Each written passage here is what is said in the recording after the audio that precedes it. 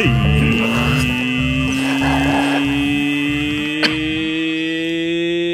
4:20 somewhere right now. That somewhere is right here. So hello and welcome to the Cannabis Show. My name is producer Vince, and here's your host, Ricardo Baca.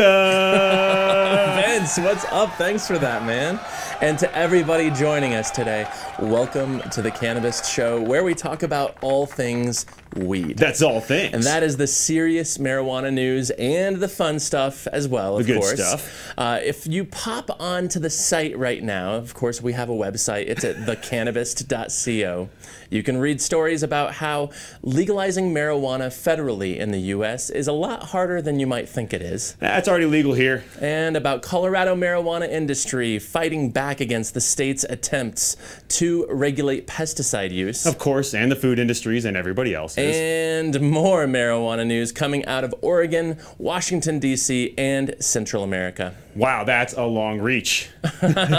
Producer Vince, how you doing? You know, I'm really good this week, Ricardo. I'm finally recovered from all the excitement of the 420 week. I'm caught up on sleep. I'm getting ready to go. Broncos season feels right around the corner right now, but other than that, I'm doing good, dude. How have you been? I think you're just saying Broncos season feels around the corner because we had the draft and because one of our guests today, we're going to talk about the NFL and the Broncos. Very saturated in the NFL, dude. Because very saturated. Broncos season is not just around the corner just yet, Vince, but I'm good. Thanks for asking. I too miss the Broncos. But, you know, we fill our time in other ways, and thankfully in Colorado, we finally got a little bit of warm weather after a late spring cold snap. But, dude, feeling good. Vince, it's time for the Weekend Weed. Are you ready for this? Dude, I live ready for the Weekend Weeds. Let's roll, man. Every day you wake up ready for the Weekend Weed. Thinking about it. All right. We are starting this Weekend Weed in North, Central, and South America, aka the Americas. All of it. Which have unexpectedly emerged as world leaders in the cannabis legalization movement. Now, this shift from prohibition and the US-led drug war has been fascinating to watch, and of course it's something we talk about weekly on this very show. Ricardo, it really, really is. 4 U.S. states are recreational, 24 are medical. You have Canada contemplating recreational legalization, and Mexico wanting to decriminalize the use and basic possession of cannabis. Uruguay finally legalized it, and some other South and Central American countries have made marijuana more legal than it used to be, including Brazil, Peru, Chile, Colombia, ran out of fingers, Ecuador, and Costa Rica, dude. Hot damn, the Americas are on fire with the fire. But Mexico's proposal is particularly interesting.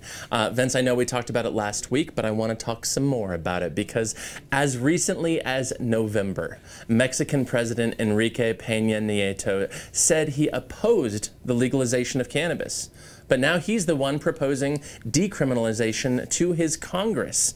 Now, of course, it still needs legislative approval, but with the president's support, many expect that it has a good chance at passing.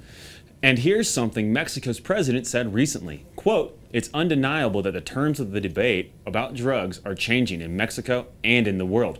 Fortunately, a new world consensus is gradually emerging in favor of reform." A new world consensus. Yeah. You know, it's a fascinating story. You know we'll be following it here at the Cannabist. You know it. And we're going to talk some more about that a little bit later in the program. But elsewhere in the Weekend Weed, where you're looking at the world's largest marijuana economy.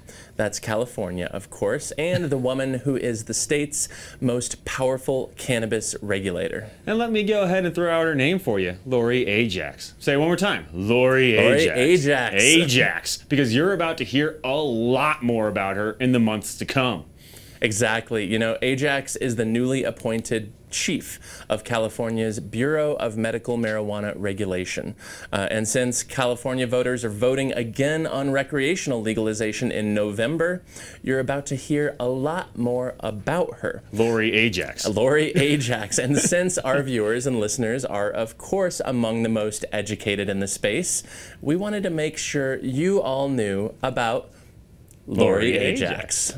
So consider this your Cliff's Notes on California's most powerful cannabis regulator. and I will get us started. So, the Bureau and the position that we're talking about were created in October 2015 when California Governor Jerry Brown signed the Medical Marijuana Regulation and Safety Act into law. And Lori Ajax told our colleagues at the Orange County Register, quote, "My vision is that we put together a strong regulatory structure where medical marijuana patients can get access to safe medicine and that Californians can be proud of." You know, but this is California we're talking about, so that is a daunting task, especially when you consider the possibility of recreational being added to the mix later this year, and that it's the world's 8th largest economy, no less. No less. Ajax won't be working alone.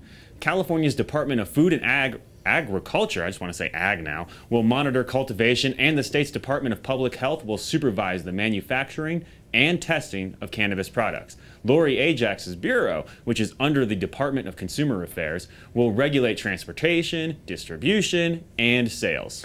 Now, if you're wondering who she is, Ajax is a 50-year-old Republican who has a history that includes 21 years with the Department of Alcohol and Beverage Control. She doesn't use cannabis, and she's previously said that she had little knowledge of California's medical marijuana scene, but she did call it, quote, fascinating. Which it is. And now you know what you need to know about Lori Ajax, California's most powerful weed regulator. Vince, it is time to bring out our first guest. I'm sure he knows all there is to know about Lori Ajax, and he's also one of the most active voices in legalization efforts worldwide.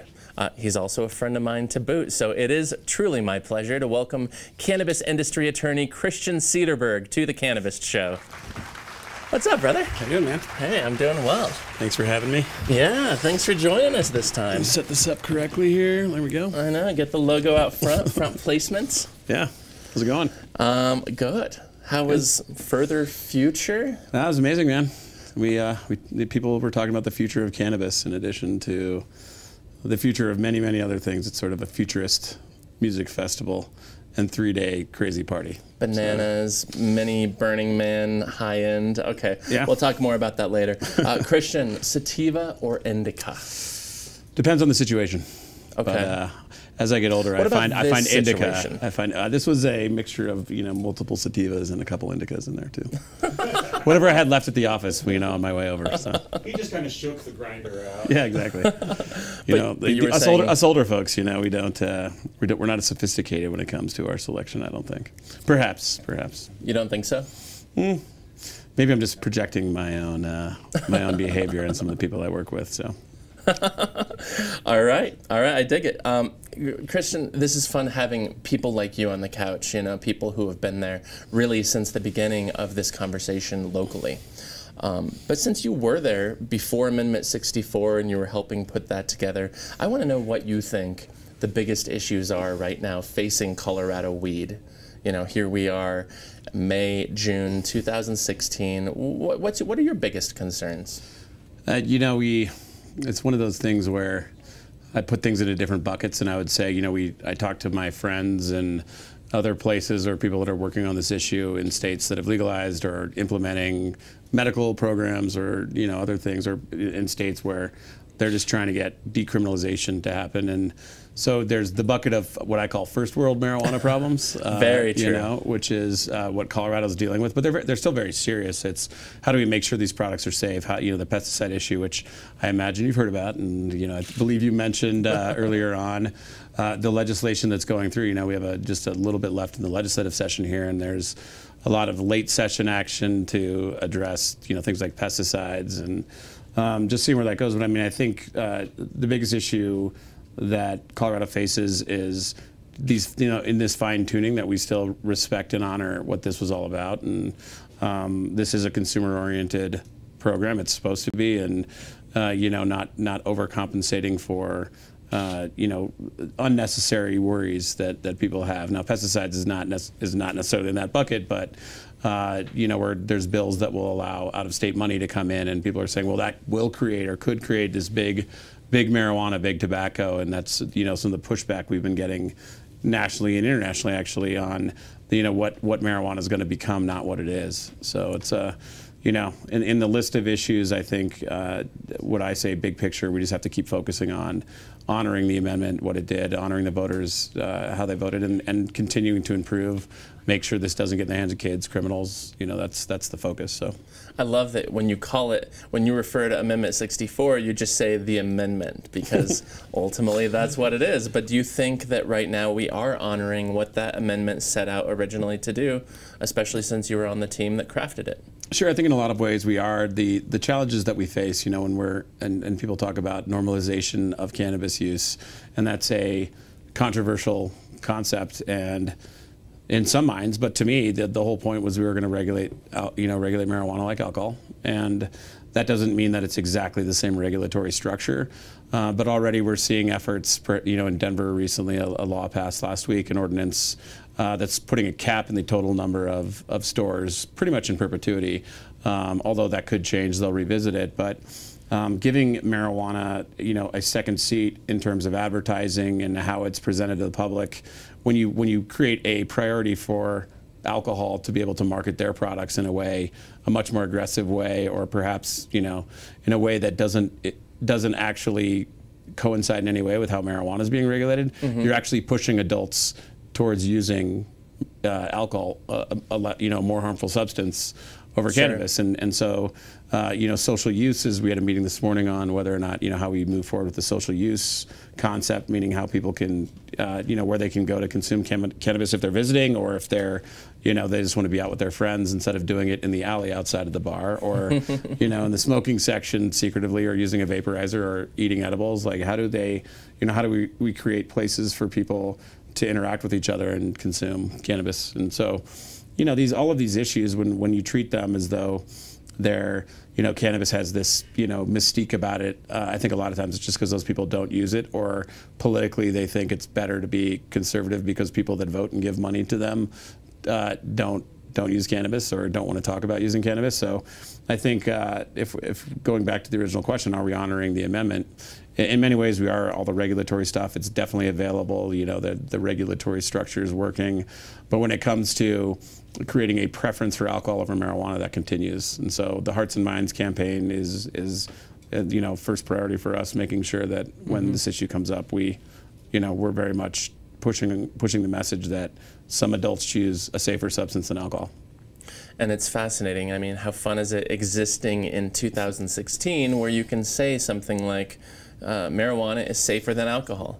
You're not looked at like a crazy activist. You're looked at as this is a known scientific truth in 2016. Yeah, and you know, President Obama didn't say it exactly like that, but you know, what he said was that on an individual basis, you know, marijuana use, responsible, he didn't say responsible, but marijuana use, moderate marijuana use is certainly, or is possibly less harmful than moderate alcohol use, and that is a scientific fact. And so when the president said that, I think it really sort of settled in for a lot of people. But a lot of people forget that in 2004, 2005, maybe 20% of the country, I don't have my stats in front of me, but it was a very low number, actually thought that. And then, you know, the work of Safer and Sensible and those guys really pushing that message, I think helped turn, you know, help people realize that. And still when I talk to people, they say, yeah, it's ridiculous that, you know, marijuana is not legal. I don't use it, but, you know, it's certainly no worse than alcohol, and the violence it causes and everything else. And, you know, but sometimes I think that gets lost. And again, when we do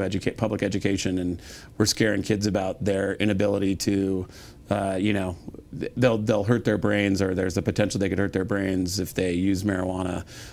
You know, that's a perfectly fine message, but if you don't put alcohol next to that, and there are studies that show a reduction in IQ if you use alcohol in high school, that's sort of a badge of honor these days. When I got caught drinking, it was just sort of like, oh, you know, you're grounded, but that's sort of what kids do. It's a part of high school. Sure. So the idea that we spend a lot of money and create programs where we're not educating youth on both alcohol and marijuana use, you know, we run the risk of doing a disservice and possibly harm. Well, and other drugs, Absolutely. Just not alcohol and marijuana. Absolutely. But Yep. but I like that you brought up Obama's interview with the New Yorker. That was early 2014, if memory serves. And I'll always remember I was in a cab in New York City going up to Harlem to meet some friends for lunch at some crazy Egyptian restaurant, and I got a text from a buddy, and they're like, "Did you see the New Yorker? Holy hell, Obama just just said it. And of course, after lunch, I had to run back to the hotel and write up a blog about it for the Cannabist. But yeah, that was a big moment. It's not an accident. Yeah, it's not an accident when people, when those types of things are said by politicians at that level. No, those things are very calculated, and or if he was shooting off the cuff, he was telling the truth. Either it was a mistake for him to say it, even though he knew it was true, or it was planned out. So, well, speaking of politicians talking out at that level, I am so excited to ask you about the United Nations special session on drugs in April. I mean, this was not that long ago, and you were there in New York. I'm curious, what were your takeaways from? I think you guys were calling it UNGAS. UNGAS or UNGAS, if you the accents of all the foreign people if you're that maybe are from Central or South America. So I've started to call it UNGAS, but UNGAS. But this was a big deal. This is a major conversation on drugs. It was, and it was the first time in 20 some odd years that they've actually had this conversation. It's been a long time coming. There's been a lot of work over the past, many years, but the last several years especially. I started getting involved going to Vienna for the convention, the meeting of the C&D where they talk about it every March. They talk about drug policy, and they talk about tweaks to the treaties, but really it was a build up to this big meeting. Ironically, right around 420 was when I think it started. And my takeaways are, and again, I sort of walked in with reasonable expectations because having been involved in the UN process for several years, moves at a glacial pace. I would say, what they came out with really did nothing to change, drug policy when it comes to legalizing drugs or other things, which is what a lot of activists and NGOs were pushing for. But the conversation there and the issues there, cannabis was really sort of a elephant in the room. And I think even there was a gentleman from Johns Hopkins that talked about how, regardless of the actual outcome here, which didn't do much, cannabis is going to be, is this big weight that's going to ultimately topple a lot of the international treaties on this issue. United States being in violation, Uruguay violating, violating by moving forward with a federal legalization program. Sure. And then the biggest takeaway is Canada standing up there and basically saying in spring of 2017 is when our country will move forward with federal legalization, and we will make sure to with a science-based approach, and we'll focus on keeping this out of the hands of children and the business operations out of the hands of cartels and criminals. And but we're moving forward, and for a country to say that, Uruguay is an amazing place, but they stand in sort of a unique position both geographically and politically. And they're also not a G8 country like, with Canada. It's a very, very big country deal. of 3 million people in South America versus Canada. Yeah, it's a huge deal. And, I was walking away from it, kind of the closing party, and it was strange seeing all these people that this is their life's work, a lot of it leading up to this. And some people were disappointed, and some people understood, that their expectations were tempered going in, and so they didn't really expect there to be fundamental change. But the discussions it's the side conversations, the protests outside, the meetings that were happening between government people talking about how we're going to address this. That stuff's really important. So, tell me this, because you have Canada's Minister of Health. Her announcement obviously was substantial. Maybe the Mexico president's announcement, not in New York, but in Mexico City, was timed to UNGAS. Maybe not, but.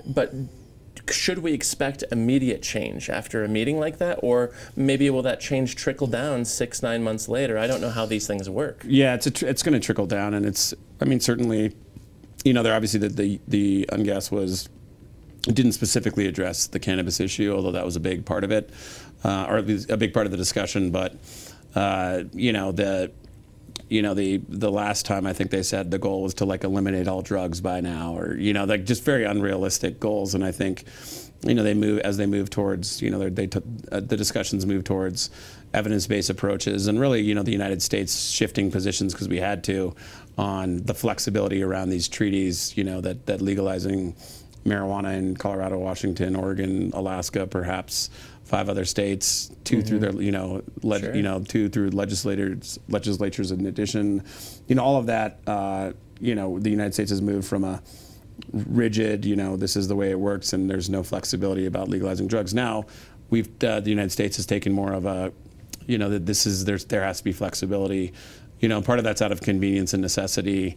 But part of it shows that the dialogue is shifting, and I think over time here, more and more countries are going to move forward. No one was waiting. I mean, anyone who was waiting for the next meeting to happen, or something like that. I mean, that's just not tenable for any country that decides they do want to move forward. Canada, a number of there's a number of Latin American countries looking at this, Caribbean countries, European countries, African countries. I mean, there's all sorts of people that are looking at this issue, and now it's time for them to sort of figure out what the next step is. Fascinating. Well, I also want to bring the conversation back home because your law firm, Vicente Sederberg, has brought on an interesting new hire. I want you to tell me about Kelly Rosenberg. Yeah. She's been walking around the office lately, and tell me about where she came from and what you hope she brings to the Sure. firm. So yeah, I've actually known Kelly for a long time. She has been a private attorney, but also worked in a number, several different government organizations. She worked on oil and gas when Governor Ritter substantially rewrote the oil and gas regulations. That was a very complex project that was very politically controversial. Mm-hmm. So I think that it made sense for her to step into her next job, which was to become an attorney with the Colorado Attorney General's office, but her client was the Marijuana Enforcement Division. At the time, the Medical Marijuana Enforcement Division, and she was there really since day one, July 2010, when the division was formed. She was their attorney, and over that last 6 years or so, she's been instrumental in helping to draft regulations. She's reviewed those, all the regulations that have been written. She's reviewed them for, constitutional legitimacy and challenges, and she's done a number of administrative law, sort of administrative actions on behalf of the division, the regulatory agency. So it's and it's really helpful to have her on the team. She brings a totally different perspective. We come from, some of us are private attorneys, Brian and, a lot of these guys also come from a strong activism background. So to have someone who knows the nuts and bolts of administrative law and procedure, particularly with the cannabis, focus, it's a really awesome addition to our office. And she's also just a great person. Her husband's, my parents called him the guy on the couch when we were in law school because he was the guy that always was on the couch when they showed up to visit. Oh, wow. He slept on my couch because he lived, far in Longmont or something. He had a house or wherever it was. But yeah, it's great to have her. And, we've been doing work in other states. We help cities and counties draft their regulatory programs, and even states we advise, we give feedback on drafts of legislation, regulation. So having someone who's really, a drafter, nuts and bolts operator, along with Jordan Wellington in our office, who did similar things at the MED, I think is going to be really critical for us moving forward. And yeah, she's getting used to it. I think it's different than government, but a little the happy bit hour different. the happy hour might look a little different, But all in all, it's I think she's enjoying it. And well, please extend an invite to Kelly. We'd love to have her on the show, maybe in July sometime. Sounds good. Christian, good to see you, brother. We're going to chat a little bit more, but Sounds good. First, I want to throw to our next segment, where I will then throw to our very own wizard of weed. And of course, that's Professor Pat for this week's entry in the new Cannabist Lexicon. Oh, hello there. I didn't see you come in. Let's start today with germination. The initial growth phase of a cannabis plant's life when it is grown from seed. Germination is also commonly called seed popping, as the seeds literally crack in half as the tiny seedling emerges and reaches for the light. To hear that in a sentence, I just germinated those seeds. They popped yesterday in the wet paper towel, and now I'm gonna go stick them in some soil. All right, thank you for that, Professor Pat. Now, on to our next guest, who is also making her first appearance on the Cannabist Show. In fact, she works with me right here at the Denver Post, and she just wrote and published a major investigation looking at CBD in the NFL. It's my pleasure to welcome Nicki Jhabvala to the Cannabist Show. Did I say your name wrong? It was close enough. I responded in English. Jhabvala. Jhabvala. Okay. There you go. We're just going to run with it. Take it. Thanks for joining us. Thanks for having me. All right, Nicki. Sativa or indica? Sativa. 100% sure there. Totally. I like the confidence. Totally. Sativa? Sure. Let's go with that one. It sounded better. Cool. We'll leave it there. All right. Nicki, okay, I gotta get to the right card. You have spent months looking into these athletes' use of cannabidiol, which is CBD, non-psychoactive cannabis compound. What did you find in this deep investigation? I found really interesting to me, anyway, was that so many players just want options. Right now, narcotics and opioids, the overdose epidemic, it's really hit home for them because they receive these drugs from their teams all the time because they have to. They have to stay on the field. That's their job. Millions of dollars ride on it. But it hurts them. I mean, they take it so often, it hurts them in the long run. You got guys who are addicted, guys who are facing other physical problems as a result. So they want options, and they've turned to CBD. A lot of the retired players, some active players use it. The ones involved in this campaign with Jake Plummer do not use it. You know, there's still the trace levels of THC that they have to really be concerned about with drug testing. And so they want these options, and we know that opioid, it's a legitimate epidemic and a crisis in this country. I mean, Elizabeth Warren came out even, I think it was earlier this year, asking CDC, DEA, and other federal agencies to just consider maybe putting a little bit more money into the study of marijuana as a possible option that some of these people who are addicted to these substances or prescribed these opioids could have an alternative. But we talked about this with ex-Bronco Nate Jackson, who you spoke with for the story, but you also spoke with quarterback Jake Plummer, ex-Bronco, another ex-Bronco. CBD really works for him. I was really compelled by his quotes in your story, and I'm just wondering, did he talk about the pain that is regular to him as a former NFL player, and then also did he talk about the relief specifically provided by CBD, and did it make a believer out of you? Yeah, it did actually, and he spoke a lot about it. And you have to remember, Jake was kind of the rarity. He retired on his own volition. He wasn't forced out by injury. He had a really nice contract waiting for him in Tampa Bay that he turned down because he wanted to have some semblance of a life afterwards. He still has some aches and pains. He took his fair share of hits. He played 10 years. But he's in a much better position than a lot of these guys. He uses the CBD, as he described it, to take the edge off. He plays handball a lot now, so his joints, his wrists throb a lot. He has lower back pain. He's had both hips surgically repaired since retiring. So he's turned to CBD oil and the gel that he rubs on, and he says it takes the edge off. He doesn't feel the throbbing. He doesn't feel the constant pain. So it's not like a miracle drug. He doesn't wake up and feel like, oh my gosh, I can do cartwheels all of a sudden. But it helps him. It also helps regulate moods. He doesn't have a severe problem like some guys do when they retire, but it just levels him out, and he says it helps him. It's amazing because here we are in 2016. Christian and I were just talking. It's still controversial. This is by no means widely accepted, and it's not accepted in the NFL. But let's talk about a different era, because I noticed one of your follows to the investigatory piece was a blog on First and Orange, which is our Denver Broncos blog here at the Post, and you talked to Rick Upchurch, old school Bronco. I remember my dad cheering for him back in the day. But now he uses CBD, and he also used a more psychoactive variety of weed back in the day before the league started testing for that. But tell us about the conversation with him. He was actually really open about it. He's been through a lot. I mean, he took a number of hits. He had a neck injury that knocked him out of the game, but he was also diagnosed with leukemia in 2011. So he's turned to marijuana and CBD for a number of reasons, both with the physical pain from football, but also with the side effects from chemotherapy, which both marijuana and CBD are known to help.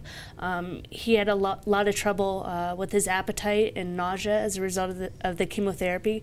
So to keep weight on his bones, he took it just so he could eat, so his food didn't taste like metal, so he could sleep. I mean, so his food didn't taste like metal. I've heard that before from various people that I've talked to, but give us a more thorough examination of that. I mean, when they're eating a hamburger or whatever, it tastes like metal? Yeah, that's how he described it. He couldn't get through a whole meal. And this is a guy that actually struggled to keep on weight while he played, and that's one of the reasons he took marijuana. This isn't a guy who's, a so-called junkie, never gave it out. He never, pushed other players onto it. He took it to ease the pain from football.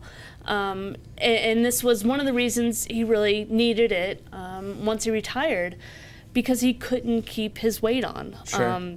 So to stay at 165 in the NFL, everybody has weight clauses. You think about Terrence Knighton, he had clauses where he would get fined if he was overweight. Well, Rick Upchurch had the same thing. If he was underweight, he would get fined. So he needed a little extra help there.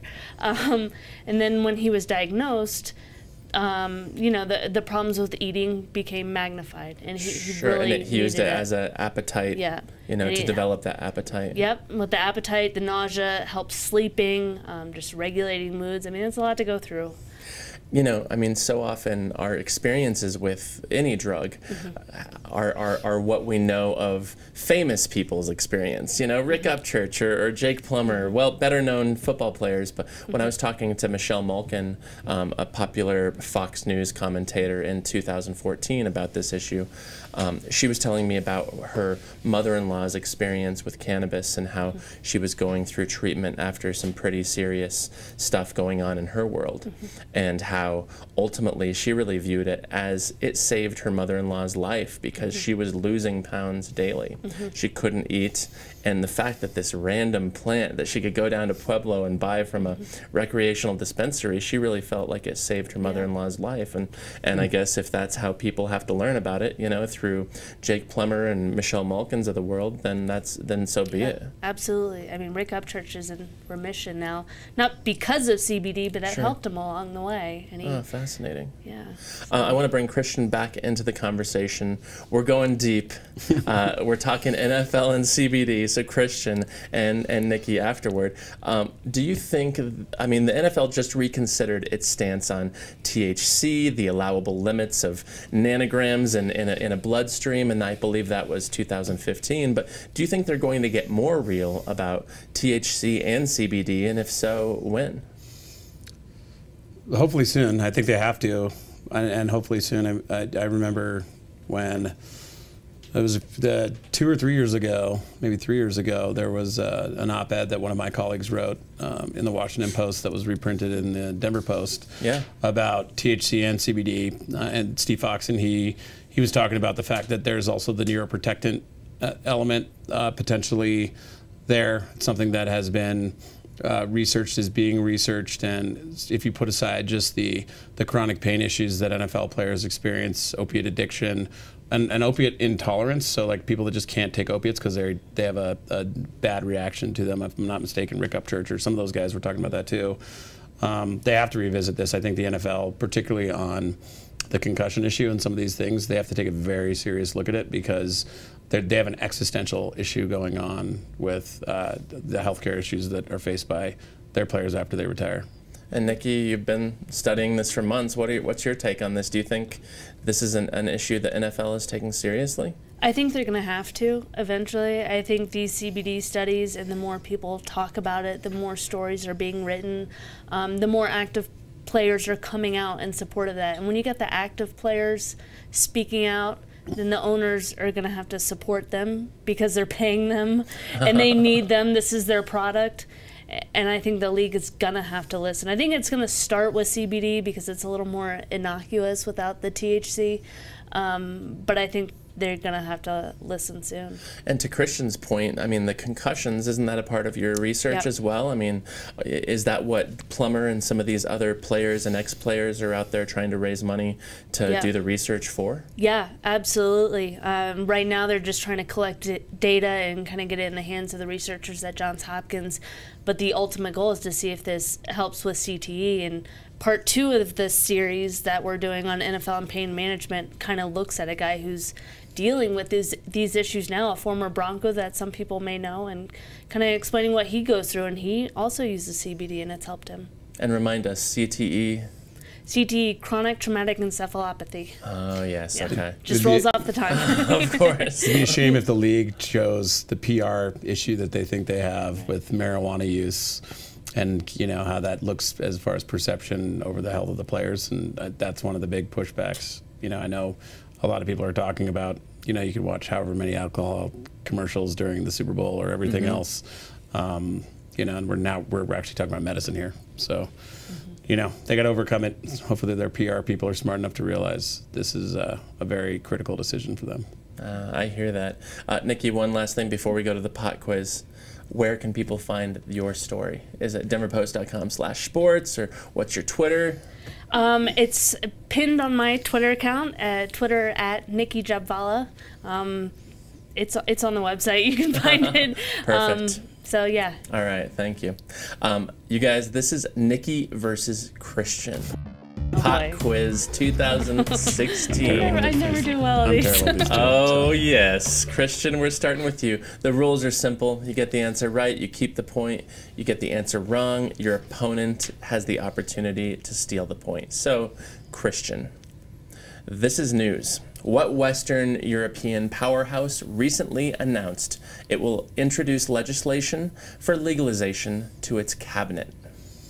And see, after all my international discussion with you and everything else.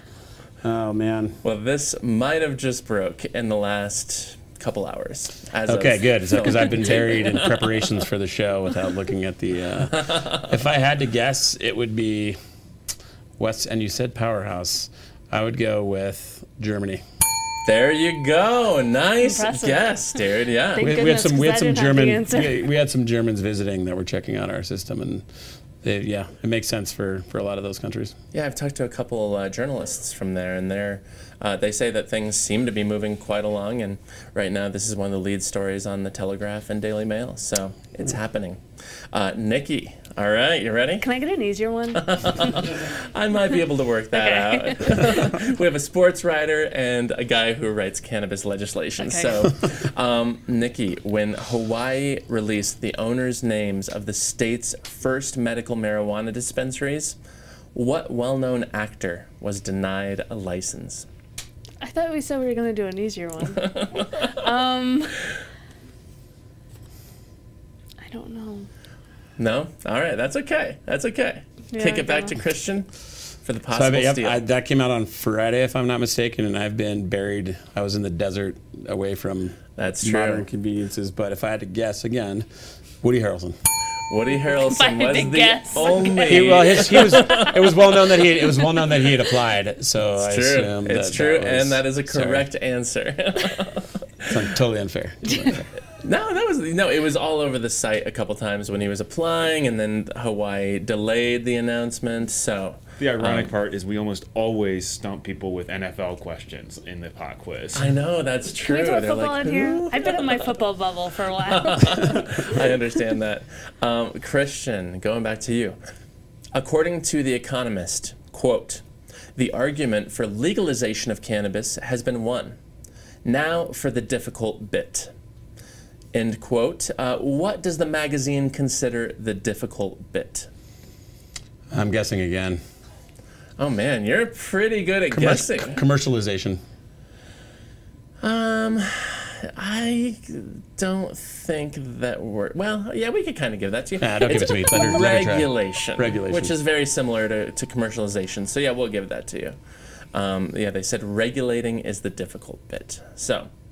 it's not that hard. See, yeah, but that's why I didn't guess, because we're doing so well here. I know, just keep guessing, like Christian's doing. My guesses aren't as good as his. Should we just give him a pre-guess to the last question now? Oh man, Nicki, for Denver Post pride right here. Oh, no geez, goose no egg, pressure. okay? A lot of pressure. What prominent politician said, quote, "When I was a kid, I inhaled frequently. That was the point." Very prominent politician. He might have been mentioned earlier in my conversation.